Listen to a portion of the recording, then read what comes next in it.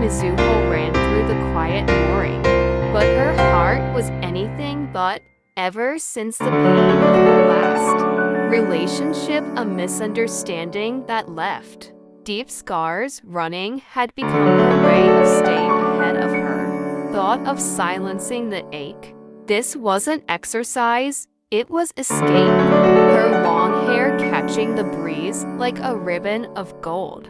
She wore a calm expression. The rhythm of her feet pounded the path as she ran alone. Earbuds in, her crimson eyes fixed forward. Mizuho had built walls tall, silent, and unshakable. She had loved once, and it nearly broke her. Now, she kept her emotions locked behind discipline and distance. Nobody could hurt her again. If no one got close, suddenly, a presence joined her stride, a man in black. The one she had once loved and lost, the one whose words had been misunderstood, whose silence had hurt her more than betrayal ever could.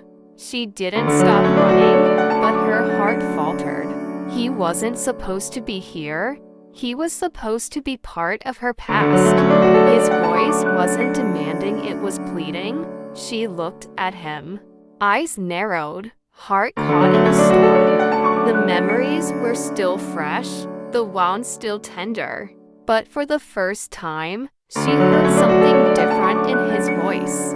Not excuses, not charm, just regret. He matched her pace and called out to her, but because something in her wanted to believe him, to understand what really happened back then, to give herself permission to feel.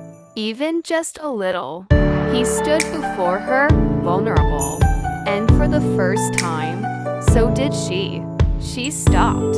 Not because she forgave him, but because something in her wanted to believe him. To understand what really happened back then. To give herself permission to feel. Even just a little. He stood before her, vulnerable. And for the first time, so did she. It wasn't flowers. It wasn't a grand apology. It was something small and honest. Mizuho looked at it, uncertain. Her heart told her to run again, but instead, her hand moved slowly, cautiously, and met his halfway. He handed her a bottle of water, not just for her thirst, but as a gesture of care.